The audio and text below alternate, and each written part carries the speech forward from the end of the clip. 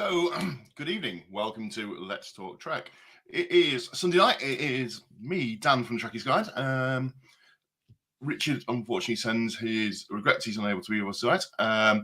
James is being James. He's playing with technology. Eventually, he'll come on. And Carl, I think, is having to work. So you've got me for the time being. It's been a busy old week in Trekdom. It always is. You've noticed all the big announcements, and we know it's going to be. It's always going to be like New York Comic Con, San Diego. For once, can we have a British announcement? Just once that we can get invited to. That'd be nice. So if you haven't seen it yet, there has been the trailer for Picard season 3. Amazing.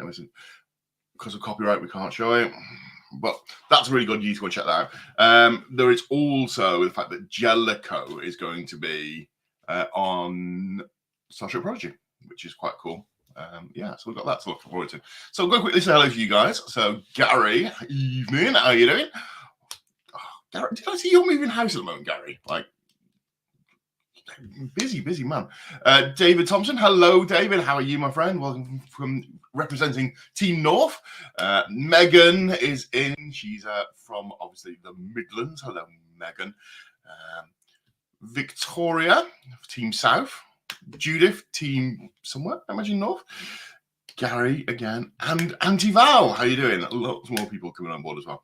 Now, I can see James hovering in the section where I'm meant to let him in, and I'm just debating, should I let him into the chat tonight or not? Go on, then. We'll let him in. Bonjour. Oh, hello. Hello. Good evening, James, everyone. Your webcam, is it from the 1800s? Yes, it's steam driven. We can tell. Oh dear. Right. I'm going to have to use a different internet connection, I think. Sarah Jennings is on board. I'm going to get rid of you, Jennings, because you're fuzzy. Bye-bye. Let's have a look. Sarah Jennings. Hello, Sarah.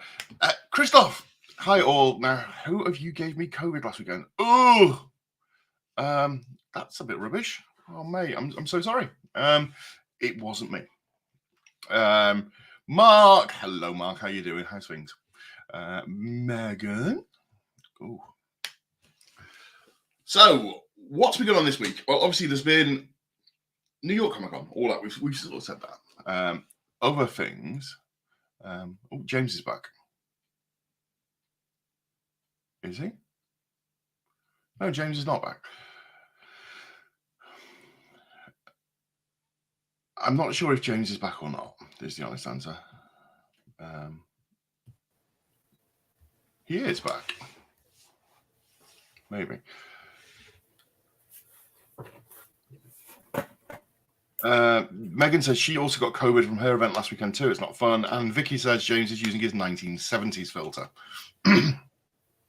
What you can see here on the stream, actually, boys and girls, is this is what high definition looks like, and this is what low definition looks like.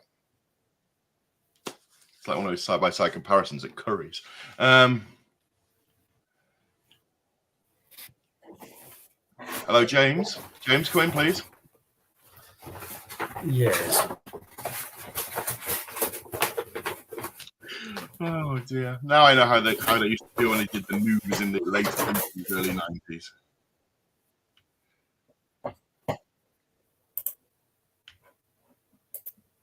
Can you hear me, James?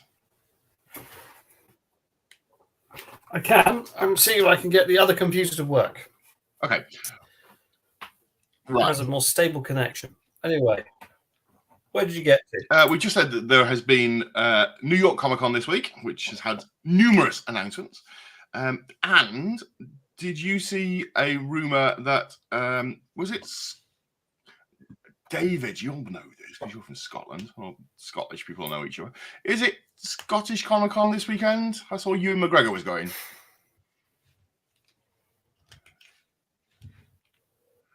Yes, no, maybe. Okay. Lots of people saying that James is now the Invisible Man. There is interference on his sensors. The view screen needs refreshing. Yeah.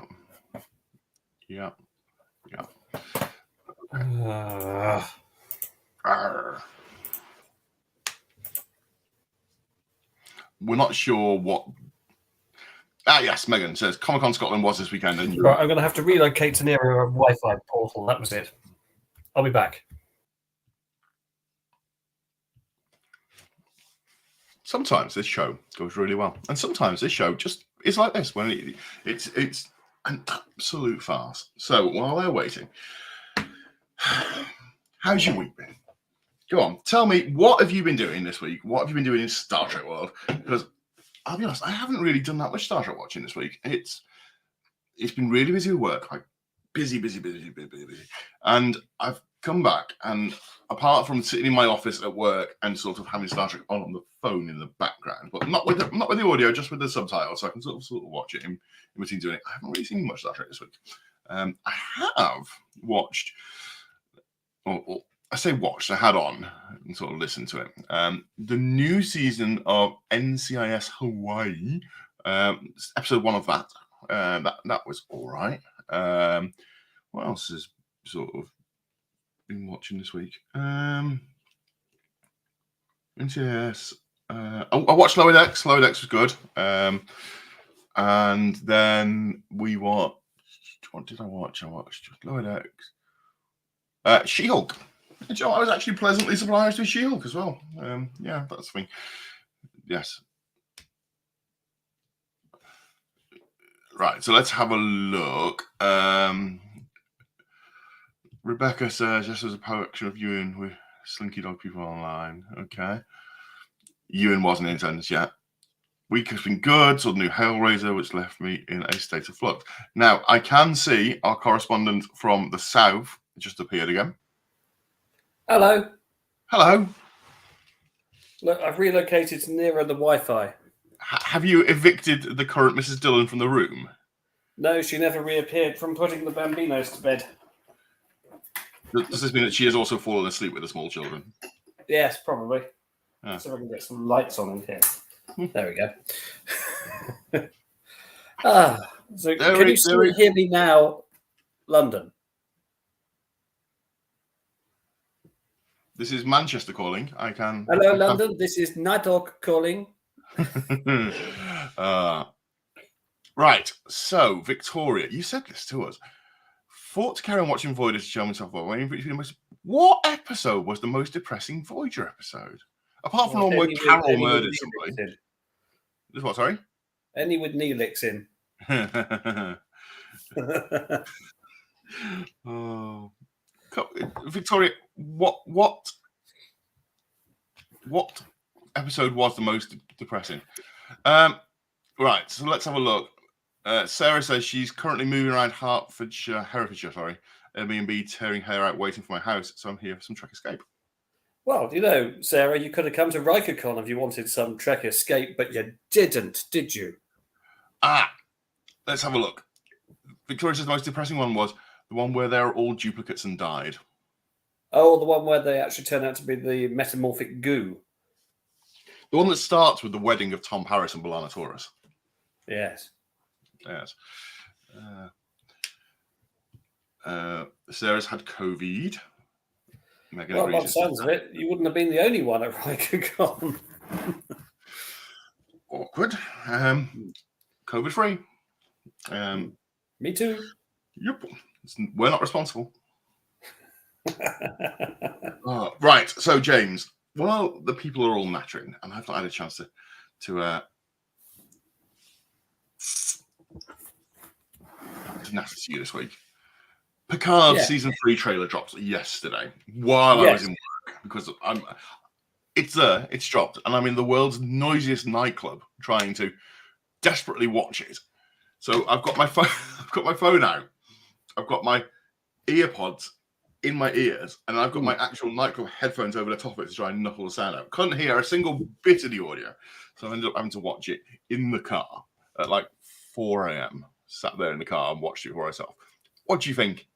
Are you looking forward to Picard season 3? Yes, we've got the full TNG cast back. We're going to see some rip-roaring space adventures. We've seen there's the Enterprise F, And interestingly, it's going to be Odyssey class. So it's a shame Richard's not here because he's our Star Trek Online expert who plays that. And the Odyssey class is what the Enterprise F appears as in the game. So they've taken that and made that canon. Worf appeared and said, "I think you should know I'm now a pacifist." Yes, of course. So I'm sorry we're not going to see the Enterprise E, but who knows? Oh, and of course we've got 3 baddies. 3, count them. So reel these off. There is. I saw Lore, somebody flying a Romulan ship that looks like the one out of the 2009 film, and best of all, Professor James Moriarty. Well, is he a baddie? I mean, I had this sort of thought, you see. Picard promised Moriarty that they would work on making the ability for Moriarty to be mobile. And he said he'd sent it off to the Data Institute and nothing had really happened. And then they trapped him in that cube thing. Well, they trapped him, but he didn't know, at the start at least, that he was in it. Yes. Well, my thinking was, so with Rios's ship, for instance, we can see that the ship is now quite capable of handling a holographic crew. So, well, indeed. I mean, Voyager's been back from the Delta Quadrant with the Doctor's mobile emitter. So why has nobody actually sort of kept the promise to Moriarty at this point? Well, I guess we'll find out. Yeah, we're working on it, but he never said we'll release you, much less let you loose in the 24th century where you could wreak havoc. Oh, well, I'm loving Christoph's idea. So let me just put it on the screen because I'm sure you can't see it. Lore kept Picard's promise to Moriarty, giving him a Soong android body. Oh, that's an interesting idea. And is the Lore who we saw in the clip? Is it Lore that we know from before? Because obviously he has aged, so they have to explain that. But he didn't look like an android. And Brent Spiner's quoted as saying he comes back in a very complicated way. So is he a hologram? What could he be? Interesting. Now, Judith has just put, I'm sort of skipping, if you don't see a comment pop up, I will get to it, but I'm just sort of skipping it, making sense of the conversation. David says that, yes, James, he says he also thought, well, they nicked the Romulan ship scene. Barks says the trail looks epic. But Judith says, wasn't Moriarty programmed with the capability of defeating Data? With Data dead, what does that mean for Moriarty? Well, it means he can't defeat Data because he's got no one to defeat. Well, I wonder, is Lore the bad guy? And the only person that can defeat Lore is someone with the ability to defeat a Soong android, which would be clever Professor James Moriarty. Because in the scene, if you look at the scene of Moriarty, and he's literally in for like about 4 seconds, and you see him with his antique pistol. The background looks like Rios's ship. He's on the La Serena, isn't he? Yeah. I wonder if they've had to resurrect Moriarty to defeat Lore as one of the only people that was programmed to do so. Where do you reckon he's been all this time? Do you think he's just been on the shelf in Picard's quarters, or do you think he was? They forgot about him when they blew up the Enterprise D, and he was just in the wreckage, or where do you think he's been? Well, we know that he was put in the cube. We know that the cube was shipped off. So do we know that? Yes, it was said in the episode that it was going to get shipped off to a research facility. I wonder. I hope they're not relying on Royal Mail. Has it been put in that quantum storage thing that we saw in season 1? You know. Yes. So let's have a look. In the comments, Evening Linda. Linda's on board. She says, "Oh my god, I think Christoph has got it figured out." Judith loves Christoph's idea. Sarah, yes, you do need to catch up. Trekmovie.com has got the full trailer you can watch.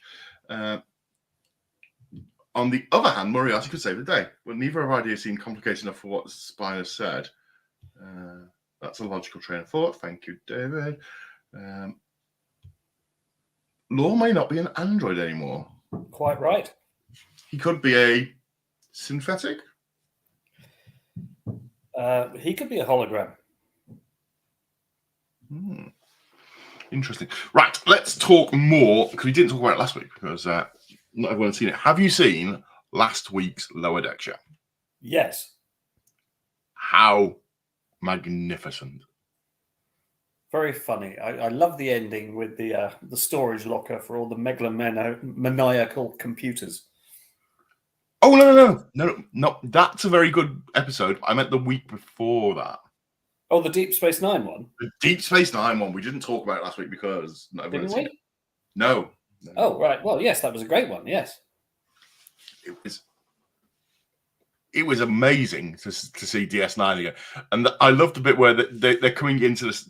If you haven't watched Lower Deck yet, I'm going to spoil it at this point. They're coming into the station, and Ransom's like, take a majestic angle around the station. And you hear the theme music playing. He's like, again! Oh, yes. Law wanted to be human. Maybe he is. Maybe he found a way to make it happen.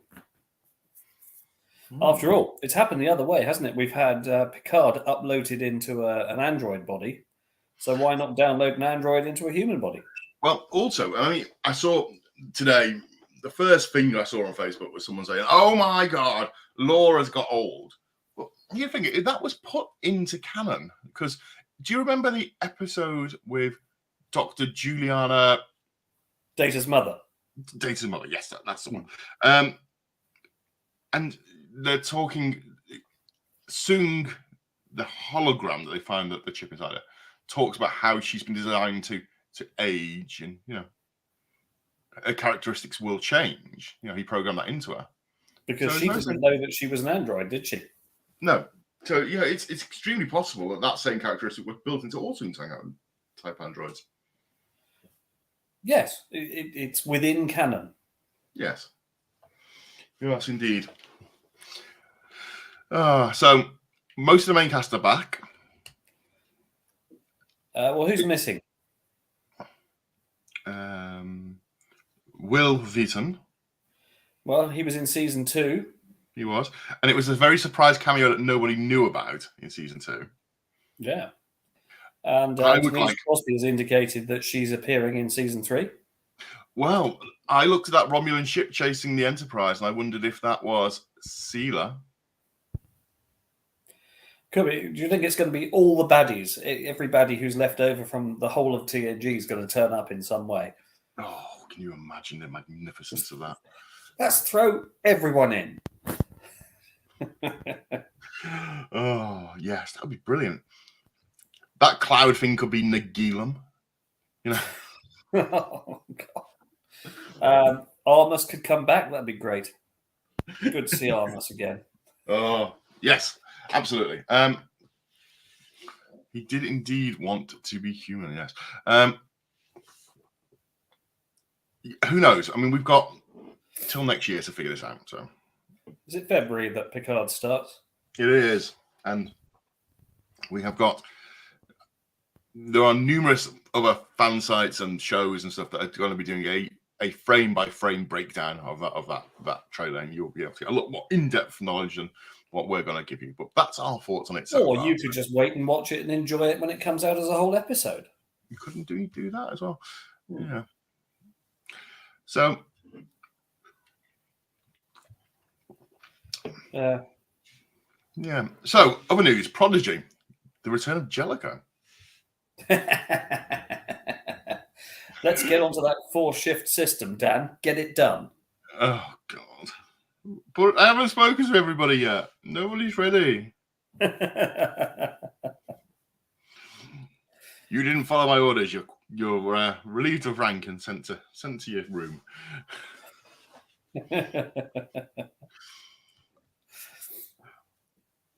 I love the that Jellicoe episode. Chain Command, isn't it? Chain of Command, yeah. Yeah. When Riker takes over the Enterprise while Picard is off on his mission. It's Riker sat in his room in that sort of blue dressing gown. He only had one shirt, didn't he, throughout the entire run? The only civilian outfit we ever see him wear is one blue shirt. And he's like, "Can I speak quite frankly? I don't like you. You're a bad captain." That's one way to do it. Oh. Well, yes, Picard. I was wondering if we would see a couple of clever cameos, a bit like the Wesley Crusher one, which wasn't advertised. It was a big shock for the fans. If they're bringing back a lot of the TNG favourites, I wondered if O'Brien might pop his head in, or No reason why he shouldn't. Well, we saw that shot, didn't we, of what appeared to be Starfleet Academy being blown up. well, we know who taught at the academy. Yeah, who was Professor O'Brien ended up there, didn't he? and Reginald Barclay. Did he end up there? I thought he was on Project Pathfinder to communicate with Voyager. Did he go there Yeah, but it was afterwards? based in the same building, wasn't it? Was it? It seems to be, yeah. Oh. I think. You think Starfleet Communications would have its own headquarters, wouldn't you? Wow. Christopher says Riker doesn't need clothes when he's not on duty. As it happens, I was just glancing through Insurrection this evening, and I got to the scene where he's in the bath with Troy having his beard shaved off. Thought this was a bit weird. What were they thinking? The thought of that Christoph has now put in my head, I don't want that thought there, Christoph, if I'm honest. Riker alone in his room playing with his trombone. Yep. It's a terrible thing. So, yes. So, what else have you seen from Comic-Con? Any announcements, James? Anything I should? Well, there was a trailer for Discovery Season 5, but I am in no way interested in that. Oh, I've not seen the trailer for Discovery Season 5 yet. Is it any good? Well, it maintains its existing standard, is what I'm going to say. Okay. I'm just going to look at the news from Comic-Con and see what's come out. So let's have a look. Discovery Season 5 trailer shows the galaxy's greatest treasure hunt. Yeah, so they're ripping off the TNG episode The Chase, probably. Right, okay. Let's have a Lily's look. back, though, Dan. Yay. Alex Kurtzman hints about an idea to bring Kate Mulgrew back as Janeway in a live-action Star Trek. Well, how about Star Trek Janeway? Star Trek Janeway would work quite nicely.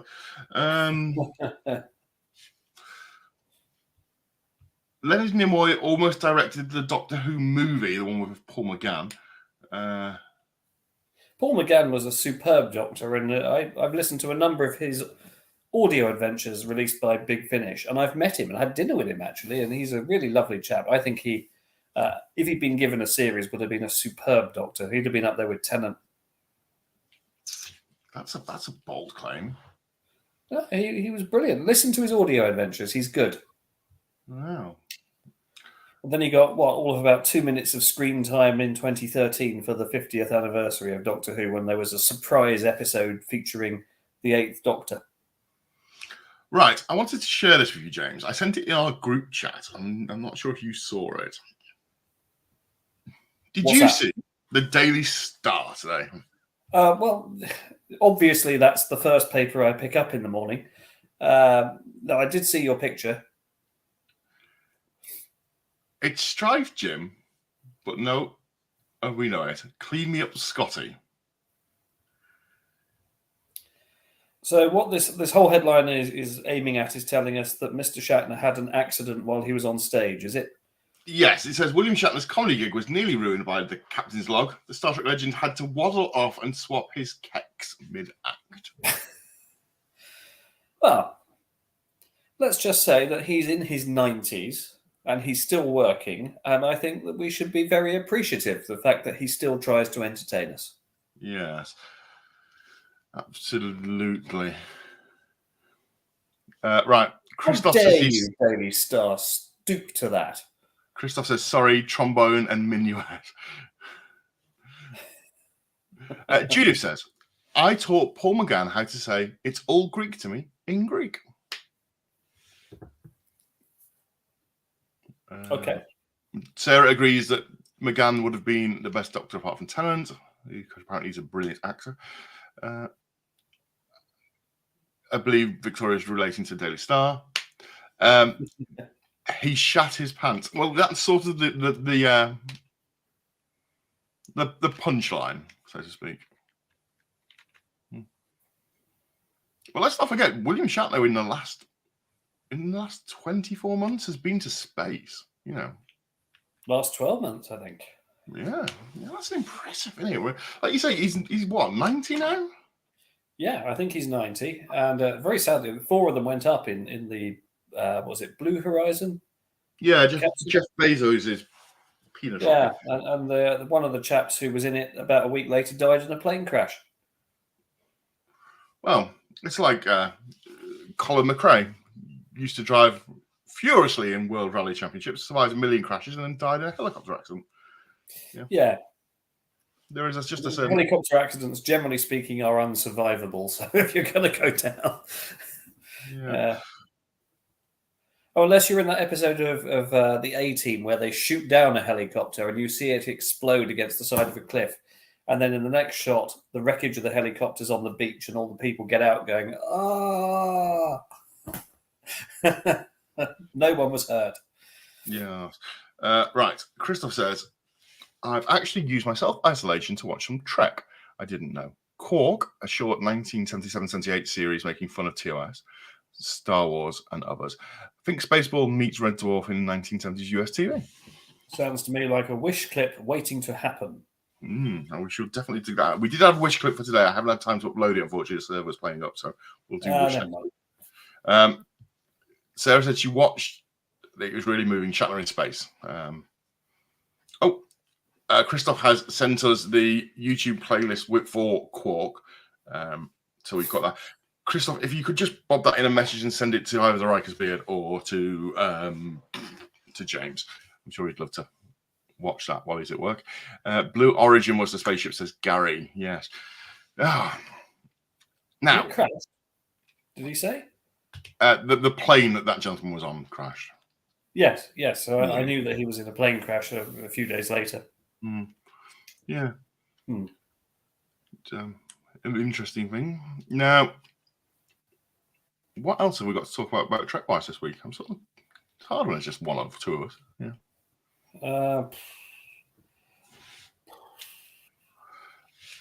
London Film and Comic Con is coming up. Marina is there. I see all that. I see they've announced Jodie Whittaker. They have announced Jodie Whittaker. Is she going to apologise? I don't think she has anything to apologise for. I beg to differ. No, this is actually mean. Gary says that Blue Origin apparently blew up a few weeks ago. Oh, what, on the landing pad? What happened to it? Not sure. So, what you brought up an interesting point. Will Jodie apologise? If a TV show is bad or goes downhill, let's say that, because I think that the general consensus around the world is predominantly let's say Doctor Who reboot Doctor Who, not classic Who, which ended with Sylvester, but reboot Who, pinnacled with Tennant Smith. That's the sort of the apex of that, how great it got, and it sort of come down again. Is the actor playing the role to blame, or is the actor can only carry the story so far. If they've got a useless story and they've got a useless supporting cast, there's only so much they can do. I mean, the BBC have thrown lots of special effects and so forth at it, but that rather misses the point of Doctor Who, which was always that it was carried by the performance and by the story. You know, it was a joke that the walls would wobble because they were made of cardboard and that the aliens had really poor makeup, but it made up for it. And I mean, I found to the point where I gave up on Whittaker's Doctor. The story's incomprehensible, the characters dull, and they kept retconning things to the point I thought, I've had enough of this. So I gave up on it. I'm just waiting till it completely reboots again. I mean, interesting, James. Just natter for me now. I'm just going to come back in a second. I'm just going to jump off camera. Oh, okay. Well, so while Dan's gone, let's think what we can talk about. No. So Doctor Who, yes, I'm a big Doctor Who fan, and I've loved it. And I've got a TARDIS in my back garden. And I've met several of the Doctors, although not Tennant, because you can never ever get near him. He's a very difficult man to meet. But yeah, it feels, doesn't it, as though they've given up a bit on Doctor Who, and the BBC's hardly even promoting it at the moment, which is odd, because the episode this month is meant to be the centenary of the BBC special episode, and then next year we've got the 60th anniversary episode where we know Tennant and Catherine Tate are coming back. It's been hinted that Matt Smith might be coming back as well. Peter Capaldi, now he's ruled himself out. He said he's not going to come back at all. I think he's quoted as saying, "I'd rather leave it where it is." Jodie Whittaker presumably won't come back on the basis she's just gone. But could you? Well, no. Who else have you got? We've got Tegan Jovanka, who was a companion of the Fifth Doctor. We've got Ace, who was a companion of the Seventh Doctor, and recently they mentioned that Bonnie Langford. Oh God, Bonnie Langford. Bonnie Langford is coming back as well. So I think we're going to see some kind of time-hopping, whizzy-wazzy, everybody comes back at the same time, super crossover episode. So that'll be fun. I was talking about Doctor Who 60th, Dan. I could hear. Sorry, I just had to jump on something. The alarm company from work had just rung one of the sites. Alarm going off, and for some reason I seem to still be the point of contact for it. So I was like, I don't work there anymore. Right. Christoph says, the writing for Doctors 9, 10, 7, 11 was good. Fill the void of Berman Trek ending perfectly. Moffat's writing went too wild and too fantasy. Well, Moffat, of course, wrote Don't Blink, which is is considered probably the pinnacle of the Tennant episodes, and had the very missed opportunity of Sally Sparrow as a companion. She would have been great. Now, interestingly, you said about how you're going to wait until it gets rebooted or what have you. Well, I just found the Whittaker episodes were so hard to watch. They were unwatchable. Now, interestingly, and if you've joined on today hoping to talk about Star Trek, we are going to loop into Star Trek. It will come up. Sometimes there's an argument made for not rebooting. For instance, TOS hasn't really been rebooted, apart from the 2009 movies, and so TOS. The 2009 episodes and now Strange New Worlds, where they recast all the TOS characters. It's been the most rebooted of all of the generations, Dan. No, but no, I mean, as in not a TOS. Strange New Worlds is its own entity. It is not trying to be. You've got James T. Kirk in it, basically running down a parallel timeline now. So yeah, and you've got Uhura and you've got Spock. So yes, you have rebooted it. Okay, but this loops me into Quantum Leap. I know you've been watching it. Well, I've been trying to. The third episode is still maddeningly difficult to get hold of, even when I fly to the States. But yes. And we were... Do you remember a rough figure? I said to you, the episode 3 has lost how many viewers now? Over 200,000.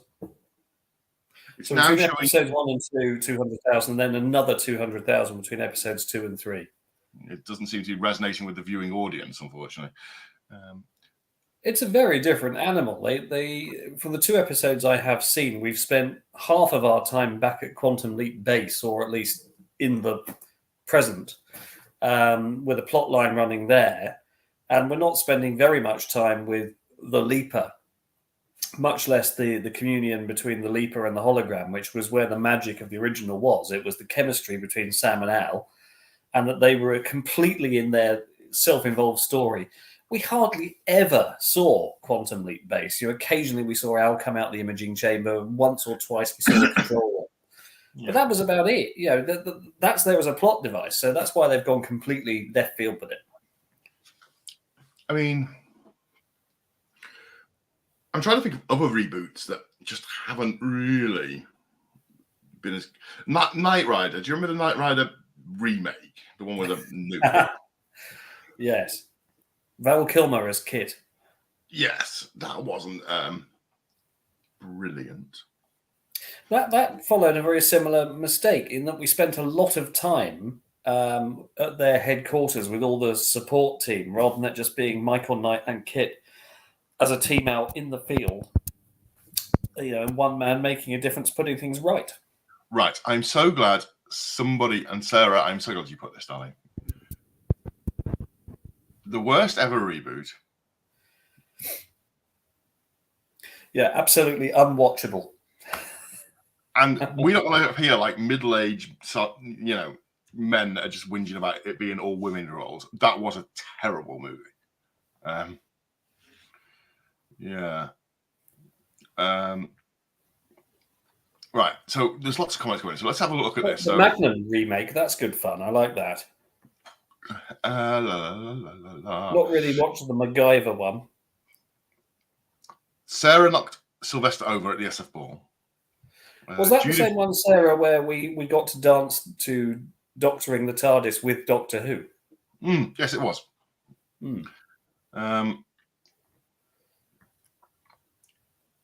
Okay, so Judith says, and welcome to Let's Talk Who, apparently. Moffat is excellent at writing short two-part episodes such as Blink, but his weakness is in the long story arc. Well, this is one of the things I think where modern Who has tended to go a bit off the rails. Classic Who was always standalone stories, albeit it would be 7 25-minute episodes, and of each 25-minute episodes, 5 minutes was credits and recap. So New Who is 1 hour long self-contained stories. And why can't we just have the monster of the week? Why do we have to have these enormous involved plot arcs where there's one big baddie who's gearing up to beat the Doctor at his own game over the course of 3 years? You go, do we really have to have these long plot arcs? Can't we just, we can go anywhere in time and space, anywhere, anywhere. There's self-contained the issue with that, and part of the issue with that, I'm going to put at the feet of Disney. Now, bear with me. There is a reason I'm saying this. Hello. Marvel was very much a failing brand before. We can say Marvel Cinematic Universe really took off with Robert Downey Jr. in Iron Man. Before that, there was a smattering of films which weren't their own things. They weren't really interconnected. And you when had the Hulk one, didn't you? That's considered largely a standalone now. Yeah, Fantastic Four. There's a couple of Fantastic Four films. Well, I think there's an issue with Fantastic Four and Spider-Man. Wasn't there a rights issue that they've been sold off to someone like Sony, and they were therefore being run as a separate brand? So when you've got the Avengers, you'd think, well, why aren't the Fantastic Four there? Because they're superpowered and in the same area. And in fact, all superheroes seem to live in Los Angeles. Or New York. So my thinking to this is this. We saw that Marvel had this huge arc that they were going to do across several movies and several TV shows, and it all sort of led up to there was Hydra and there was Thanos, and there was all this type of stuff. And Hydra! Everyone was bigger grossing and made more money. And I think that TV companies, especially like Who, looks at it and went, oh, well, this is obviously what the appetite is for at the moment. Let's chase that. And maybe they should have done what you said. Maybe they should have stuck with Monster of the Week, a bit like Strange New Worlds has done. Yeah, because Doctor Who's been around for 60 years, and it's done pretty well to me. I mean, even given the atrocious standard of what they've been churning out lately, people still watch it, and there's still demand for it to continue. So Christoph says it is a great show because, of course, it can reinvent itself, where you can completely change your lead whenever you want to. And we seem to have done away with the regeneration limit now, in effect. There's only one constant. It's the TARDIS. And the only constant of that is it looks like a police box because the interior changes quite frequently now. In the classic series, it was largely consistent throughout. They just updated the console from time to time. And occasionally the roundels on the wall. Yeah, but they still look like roundels, didn't they? I mean, I love the round things. Bring the round things back. Absolutely. So Christoph says, I loved Blink, but the Weeping Angels are illogical. They tried to keep the actress, but she refused, apparently. Sarah It's a said, totally clever process. What's the idea? So if I touch someone, I can send them back in time, and that gives me a load of energy. But I don't really understand why that works. It's almost as though you're taking kinetic energy from or potential energy from something that's on a higher shelf by putting it on a lower shelf. right. So David says, "Girl in the Fireplace" was his favourite reboot episode, except for Tom Baker's appearance. Oh, I think Richard's trying to get in, Dan. He is. Shall we let him in? Yes, let's. Ah, Richard, so David, Richard, if you'd like to go into the room, give us a thumbs up. Are you going to behave? Give us a thumbs up. Oh, God. David, are you remembering the scene where Matt Smith go, here's this voice. You know, I really think you might. Richard, wait, come on. Echo. Say again. What? There's lots of. Can you turn your speakers down? My speaker's down. Yeah. How's that? Any better? Echo. Well, now I can't hear you. Hang on. That's Okay, how are we all doing? I'm terribly sorry I'm late. There was a confusion with the cab driver. Well, he was late, is the short of it. okay. We've been speaking about Doctor Who, so we don't have to think about Discovery. Have we discussed the Picard trailer yet? Yes. Have we talked about the Odyssey class Enterprise F? No. I'm saying you weren't here. You were the expert on that. Yeah. Yes. Sorry. Echo. Let me go away and come back without echoes if it's a problem. Sorry, I apologise. Was you last week with the echo? Yeah. Right. While he's doing that, let's have a natter.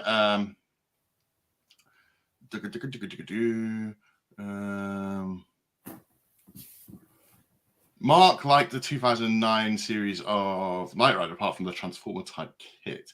Yeah, it was ridiculous, wasn't it, that Kit could transform into any vehicle so long as it was a Ford. I mean, the original Kit was preposterous enough, but it was sort of within the realms of possibilities. Some of that stuff could work. So Rebecca says that you can't compare Doctor Who and Marvel; they're totally different. Julie says that Buffy the Vampire Slayer had season-long story arcs. Very true, starting with the Master. Very, very true, actually. But not the Master. Well, it was not the Master, but the Master for Doctor thing. Judy says her favourite Who episodes are Empty Child and Docked Dances. Yes. Christoph is now apologised for turning this into Let's Talk Who. Is this any better? Much better. Yes, well. What was you using previously? I was on my Mac.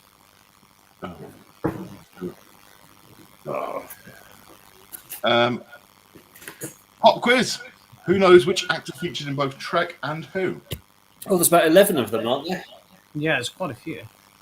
Well, Christoph has come up with Nana Visitor, Q, Simon Pegg. Q. Oh, which Doctor Who episode was Nana Visitor in? I'm not sure. She was in an episode of Arrow. No, a Smallville. Doctor, I have one leg. Maybe. Anyway, before I was taken away, yes. So finally, the Odyssey Star Trek Enterprise has been made canon enough. We presume it's been made canon in Picard season 3. So this has been, yes, people who play Star Trek Online have seen this coming because it's the obvious. Keep talking, Rich. I'll be back. So, for those of us that have played Star Trek Online, the Odyssey has always been billed as the follow-on for the next Enterprise novel, and it's fantastic. It's been made canon. It's a fantastic ship. If you want to experience it, please do sign up for Star Trek Online. It's free to play, and there is actually a lot you can do for free. It's one of those games where there's, you're not really bound. You can do a lot on it for free. It's really good fun.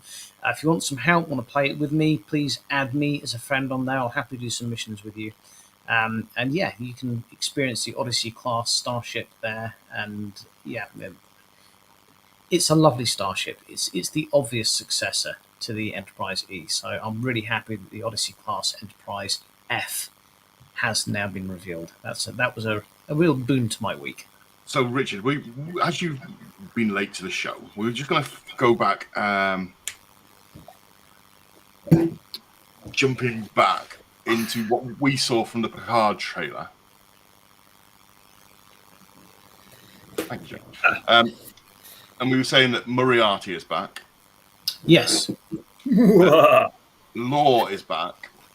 Now, James Yes. is of the opinion that this could be let's just throw all the bad guys from all the previous episodes in to make them. Did you also see that Gary Oldman from The Fifth Element is now the new baddie? Anyone else pick up on that? I thought that was Denise Cosby after lots of plastic surgery. No, definitely Gary Oldman from Fifth Element. So if it's just me that's picked, I don't know. Multipass. So I some of the theories we had, and we'll just get your view on it because Crystal had a really good one.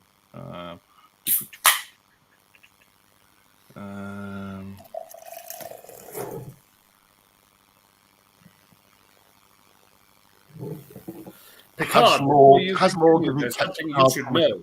I was your brother's father's cousin's best friend's roommate. Here you go. Has Law kept Picard's promise to Moriarty and given him a soon-type android body? To which I then said, is it Law is the bad guy or one of the two bad guys, and Moriarty was programmed to defeat Data, and they've had to bust him out of holographic cold storage because he's the only person that can now defeat Law?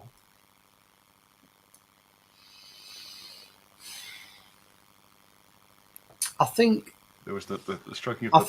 I think Data's still unresolved. I know they've tried to give us the illusion he's been resolved, and I when we saw the final film Nemesis, I genuinely thought at some point they're going to whack Data's hard drive onto B4 and bring Data back for some reason. That for me was kind of obvious. That was going to happen at some point. They would obviously come up with a more convoluted way to do it. What ho, Paul? How you doing, buddy? Hello, Macy. So I think yeah, it makes sense that Law is going to come back if this truly is to be the last hurrah, which I think we're all fairly confident will be. It's great that Law's going to be back. Will it end with Data being maybe splidged onto Law? Who knows? Why is Moriarty back? Well, I mean, we could conjure up many fantastic arguments as to why he's back. I'm personally hoping that we're going to have some involvement with Robert Picardo and the holo emitter and hologram rights, and I'm hoping they're going to entwine that into it somehow.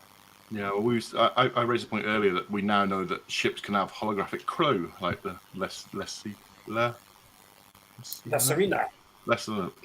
Anyway, but let's not forget, when they conjured up Moriarty originally, it was simply because LaForge said, without thinking, produce an enemy who can defeat Data.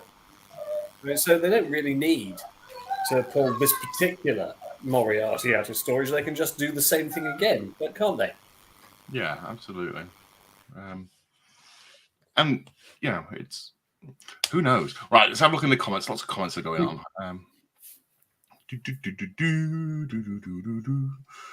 Mark Shepard has been in just about everything, says Mark. Get me Mark Shepard.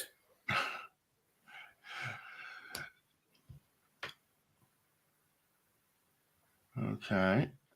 Mark Shepard probably has been in everything. What is your favourite Mark Shepard role? Well, go on, commenting people, while you're in the comments. When he's the other insurance investigator in Leverage. And he goes up against very good, yeah. Group. Mark Shepard's in Warehouse 13 as well, isn't he? I think so. Yeah, that's an underrated show.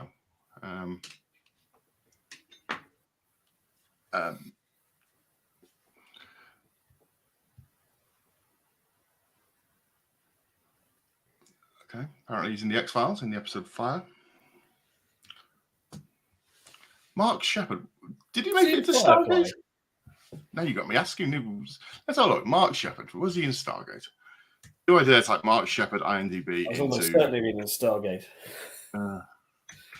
He was in Stargate. Yes, I remember him being in Stargate. Right. Okay. Mark Shepherd. Is that coming back again, by the way? There's been a hint of Stargate being rebooted again.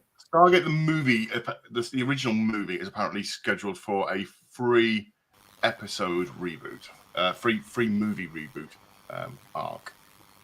So is that going to be following, who was it, Kurt Russell and James Spader's characters, and then just disregarding all of SG-1 and Atlantis and everything? Apparently so, yeah. Apparently it's a reboot of the original movie. So I like the original movie. Well, the series was a reboot of the movie, so yeah. I've not seen Stargate. Is it any good? I think you probably would like it. You'd like Jack O'Neill. We were just saying, Richard, what is your favourite Mark Shepherd role? Who's Mark Shepherd? Mark Shepherd has been in everything ever. Well, put a name to a face. Face to a name. Face to a name. Okay. IMDb, open on the other window.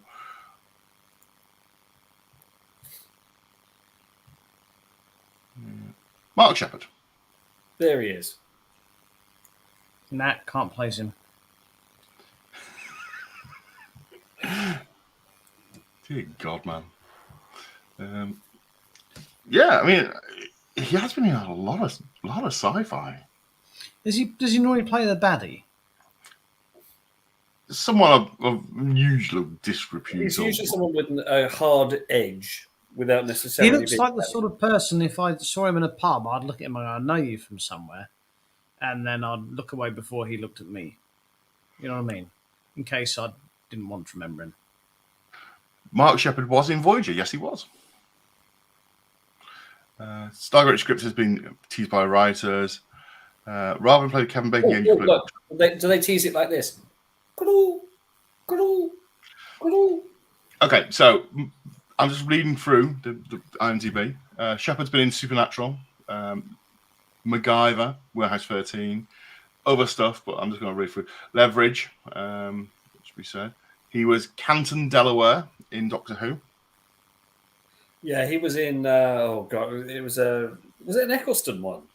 No, it was Day of the Moon and the Impossible Astronaut. So it's two Matt Smith ones. Mm. Oh yes. I remember now. Yeah. He was in Chuck. I love Chuck. Who remembers Chuck? Oh, someone screenshot that. We'll use that one. The script from the crypt. Let's That's have a look. the script that Sam wrote that we're still waiting to see our friends film. He was in CSI. He was in Dollhouse. He was in Battlestar Galactica. Oh, Dollhouse. That was brilliant. Yes, I think I remember him from Battlestar Galactica. I think I do. He was a lawyer. Played. Yeah. Burn Notice. That was a great show. I liked Burn Notice. He was in Medium. He was in 24. 20 bore. I've wasted 7 hours of my life to that program. Good God, what a lot of. Did you watch the 7 hours when Jack was asleep? I watched.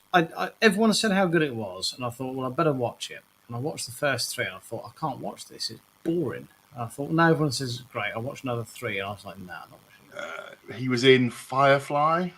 Yes, Firefly. The greatest series ever to be cancelled. He was Luke on Star Trek Voyager. Anyway, so we've covered the Picard trailer. Have we covered the Discovery trailer yet? Yes, we've mentioned that it exists. Have we played it? No, we're not going to play it. Okay, fair enough. What about the Prodigy? The mildew that you want to go and clean? The Prodigy trailer, have we done that? Judith, that's out as so well. True. Right, so we can't show any trailers for copyright reasons, but we are able to discuss them. So, Richard, as we've already napped about stuff, give us your opinions on, we'll go from in order, Discovery trailer. The Discovery trailer, for me, I think fulfilled all of my expectations. That is the most politically correct way I've ever heard anyone describe. It really did. The fact that I had to replay the first 10 seconds 5 times and turn the volume up to full to figure out what David Cronenberg was saying. Right. It fulfilled all of my and that's not an exaggeration. I did. I couldn't. What? What? Wind it back. What did she? Yeah. It fulfilled. Yeah. So that's yeah. So that's the Discovery trailer. I think the Discovery trailer as well. And I think I might have put this in the group chat. So sorry for going over, but it sadly felt very generic. Nothing felt Star Trek about it for me. It felt quite generic, straight to sci-fi channel sci-fi. There was nothing about it that really hooked me in, if that made sense. Yep. Yeah. I mean, obviously, we're going to have Strange New Worlds season 2 as well at some point, aren't we? Yeah, I think that's already been filmed. I think they filmed it back to back with the first season. I think That's true. Could Yes, be it's wrong all on we can. yeah. There'll be reshoots, but yeah. Yeah, it's one of those. So, yeah, What Comic about Con is Star always Trek like a Defiant, Dan? We haven't spoken about that. Star Trek. Defiant. Yes, the comic book series. I've only seen a snippet of this, but am I right in saying this is a ship captained by Worf that's got all kinds of? It's got B'Elanna Torres in it. It's blown way out of canon. They've ignored canon completely with it, I think. Well, it could well be canon, couldn't it? Because we've got this void after Nemesis where we just don't know what happened. Well, We've got all the novels, but they're considered beta canon. So this is where I am the calm yin to James's raging yang. I don't mind canon being broken because sometimes a good story requires it. And it's also a TV show about people in space 400 years in the future. Canon is whatever you want it to be. Yeah, that's my opinion. But James actually does shiver under a blanket when canon is broken. Sometimes I had to bring him round a bowl of tomato soup to coax him out from under his blanket when canon was broken. And that time when William Shatner said that he didn't care about canon, I mean, we didn't see James for what was it, 2 months? It was, yeah. Asymmetrical things upset me as well. I mean, if I'm under an asymmetrical duvet, I can't get out. It's like kryptonite. James is so concerned with canon that if you ever go around to his legal practice, he has 2 large cannons outside the front door. Funny story, he used to have 3, but he tried to fire one of them.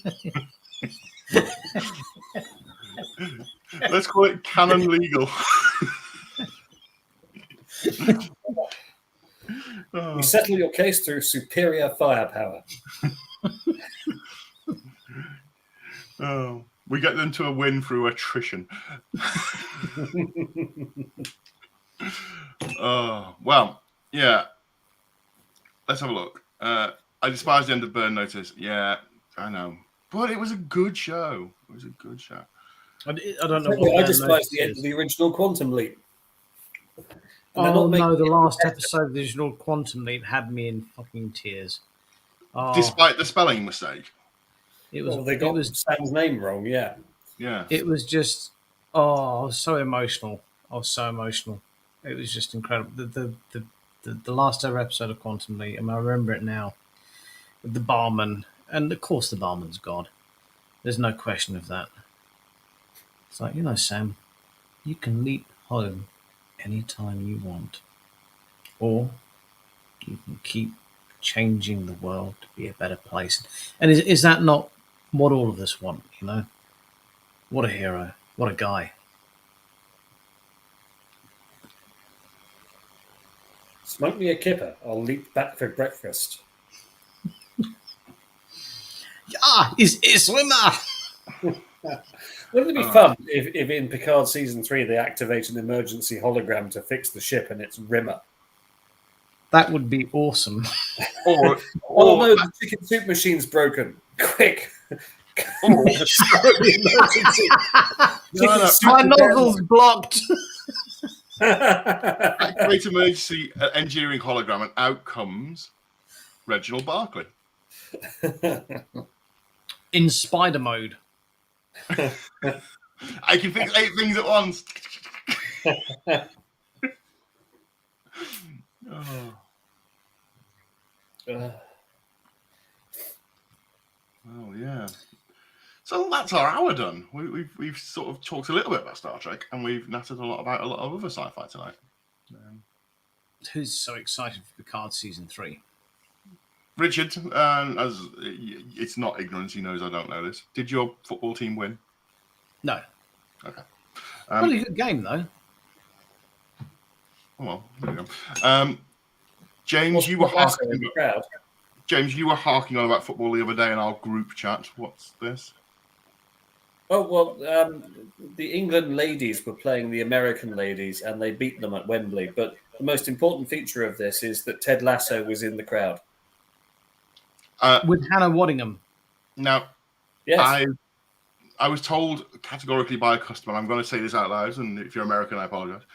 Apparently, the English ladies are better than the English men to watch at the moment. They are tougher. They are more exciting to watch. They play better football, and the American women were a disgrace and shouldn't have bothered to show up. That's what a customer told me. So that's my only football knowledge. Oh, you found someone who watched it? Yeah. An entire sold-out stadium watched it, apparently. Well, I watched it through one eye while I was typing a long letter on my laptop. Really? Which rail service has upset you this week? There's the Royal Mail who's upset me this week. I'm never going to use them again, ever. You sort of have to, James. No, I think Amazon you may don't. do a postal service now. And frankly, as a first class stamps 95p. If Amazon will deliver a letter for £1, I'd rather use them. They'll actually get it there. I've had a thought about this, James. We can keep pigeons. You can send pigeons to. We could do this as an actual thing. You just have to get a pigeon, and when you feed it a bit and it knows where its home is, and then you send it from, like in Game of Thrones. Send literally every client of mine that I have, I issue them with a pigeon at the beginning of the case. Yes, not a pigeon. And whenever I want to send them a letter, I dispatch the pigeon back to them. No, not a pigeon. We're better than that. A raven. You dispatch a raven. Right. Well, normally you'd send 2 in case one comes a cropper. Well, surely a raven would be like a second-class letter. For a first-class letter, you'd need a faster bird. Ravens, I think, are the first class. You don't get. I think pigeons sort of poverty class, and then raven is your best class. But yes, we can do this. Third class letter goes by sparrow. Yeah, we can. You just have to write really small. Huh. The fastest flying bird in the United Kingdom is the gannet. Right. It's been recorded as travelling 722 miles in one day. Well, that's certainly more than the rail network does. Or Royal Mail. A gannet sounds like it would be expensive to feed. I think possibly we would just have all night. Possibly our omnivorous raven, I think, would be best. And we could just need the one to fly between the two of our houses. Oh, Richard Ginn, you clever man.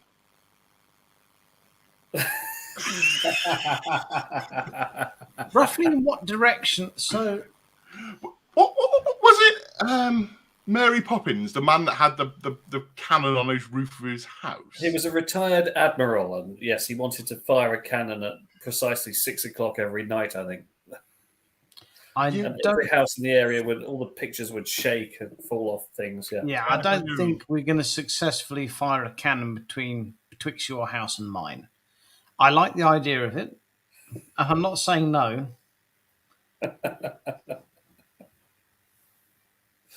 Albatross! Get your albatross here. Surely you'd send different birds for different things. So if you're dealing with a case that involved death, you'd send, I don't know. Vulture. Raven. Vulture, raven. Yeah. If it was a happy occasion, you'd send like a peacock. Then they're not particularly fast, are they? They spend most of their time just arsing around, showing us their feathers. Are we talking about Do ravens or peacocks even sisters? fly? I don't know. I mean, I presume their wings are clipped when you see them around stately grounds, but can they fly? I don't know. Peacocks, yeah, they can fly. Peacocks can't fly, says Sarah. Have you ever put one in a cannon? A catapult. Oh no, we use trebuchet. If you've ever wondered what the Let's Talk Trek group chat looks like, this is it. This is the Let's Talk Trek group chat. We should build a trebuchet one day. It'll be great fun.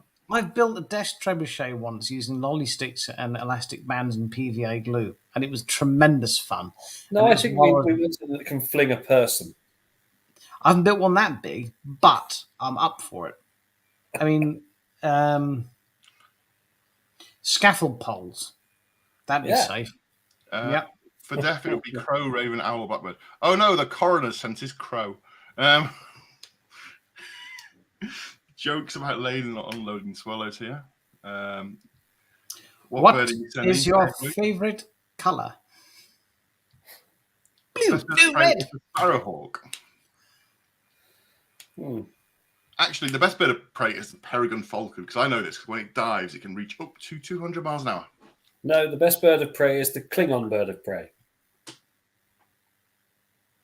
The best bird of prey is my personal favourite, and that's the kingfisher. I think the kingfisher is just the most beautiful creature. It really is. It certainly is. Oh, did I tell you I've got a woodpecker in my garden? Really not appropriate for this, but I have. Yes. Green one. Yeah, Well, with the red crest and everything. apology. Yeah, proper woodpecker, male one. It's brilliant. He's been pecking my tree. We've been finding all this we've been finding all this sawdust, and we were worried like ants or something were destroying the tree. But nah, I saw a woodpecker giving it alpha leather on it. Oh my god, bloody god it was. Right, while you're here, I won a box in work. We did a competition of 70s and 80s competition in work to name some technology from the 70s. I've come like runner up in this, and they've sent me, and it's unrelated to Star Trek at all. But if you had a replicator, you could make these some 70s and 80s sweets. So I thought I would hold them up to camera and see who remembers the 70s and 80s sweets. You ready? Yeah. Right. Let's have a look. Yes, of course. Yes, yeah. You can still get those. Not only was it a sweet, it was also my second girlfriend. White mice. Is that a sugar mouse? Don't recall that one. No. Yeah.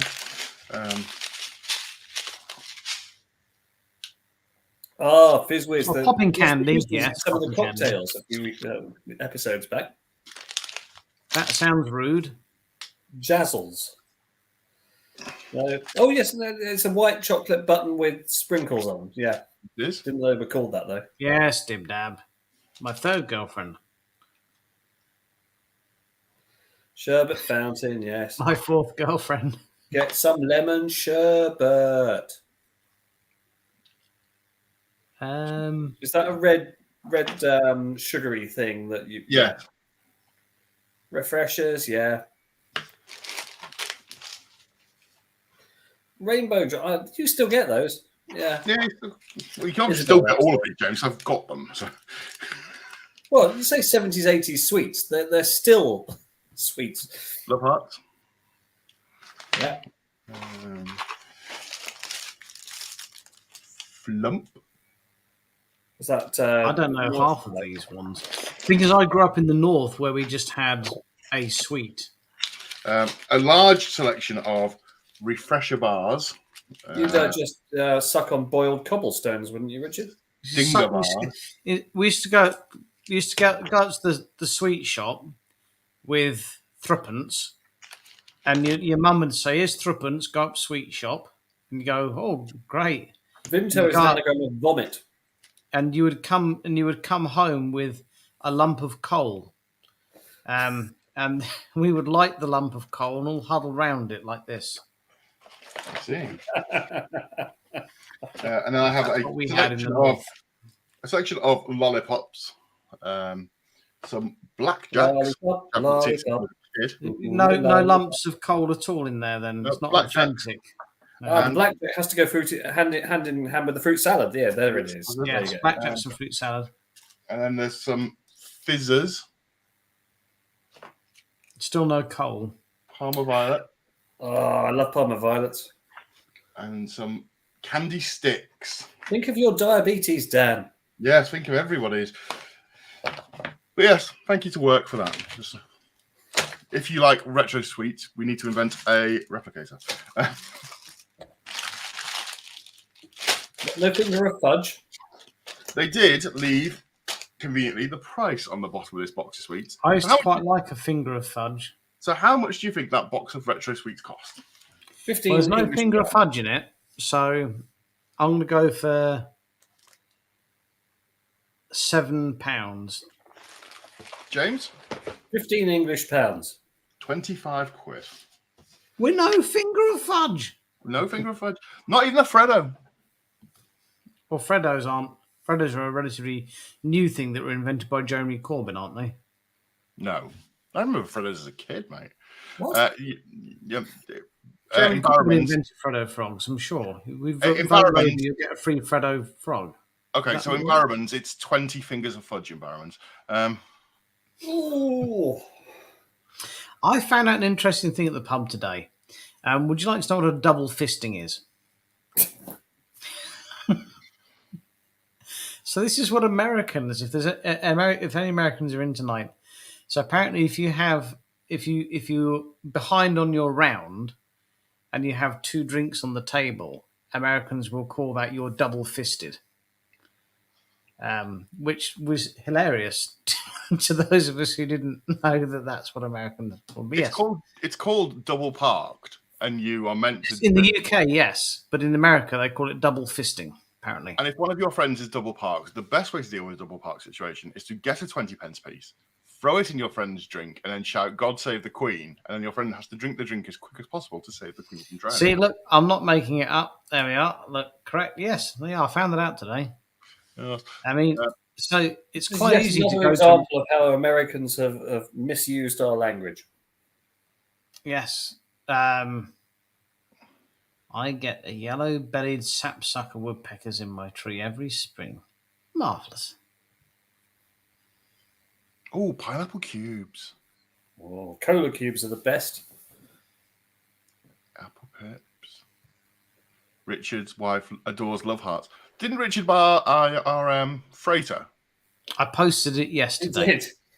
Oh, in that case, Richard, there's no love hearts included. receiving it.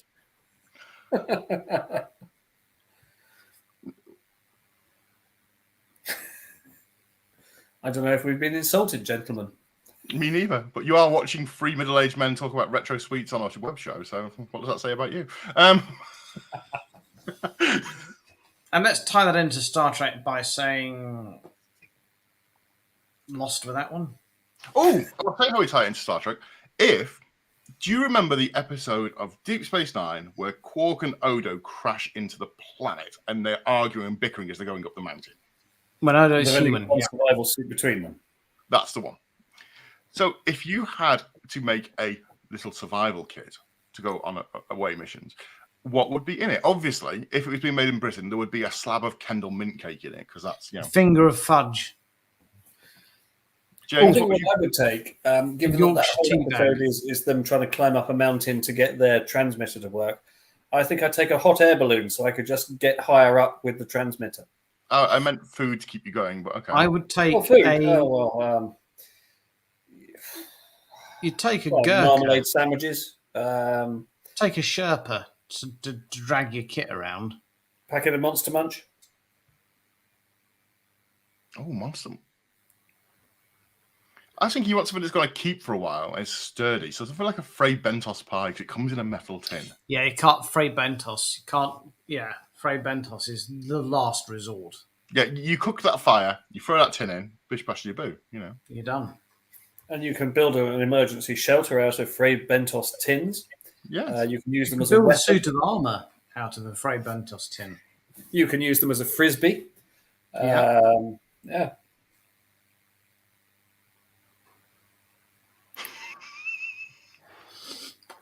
I'm in complete agreement with you, Sarah.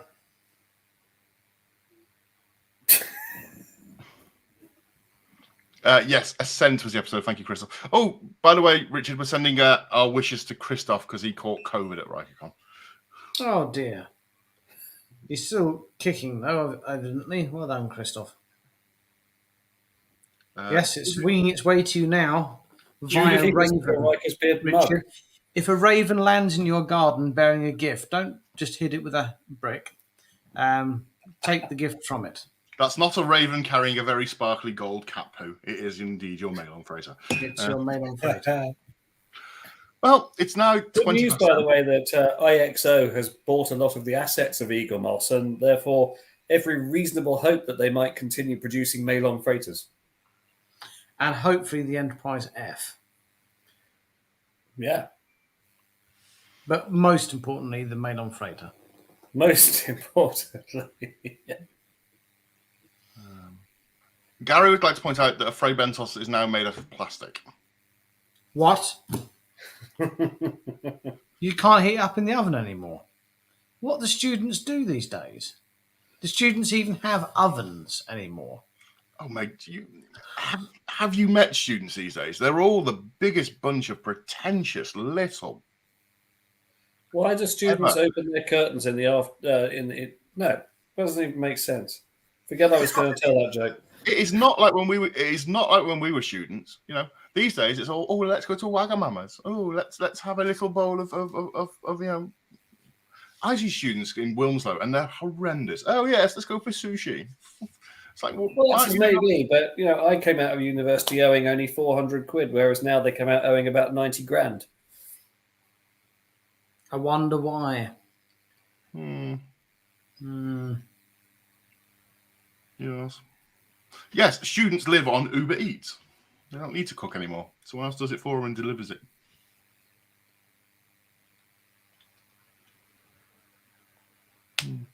Sad realization. Well, I'm sure not all students are like that, just most of them. And on that note... And James only owed £400 leaving uni because he was spending most of it in Page's bar. Right, on that note... We're well over time, and I apologise for my tardiness again, but I think we've covered everything that needs to be covered. I apologise that my computer didn't work and I had to resort to the laptop. Yes, indeed. Well, that's it for today. Thank you for joining Let's Talk Trek-ish and every other science fiction franchise and food imaginable. We will see you for a proper show. But no Carl. Soon. So... In the meantime, look after yourselves and each other. Good night, all. Don't have nightmares. And we are going to sit and have a natter afterwards. Bye.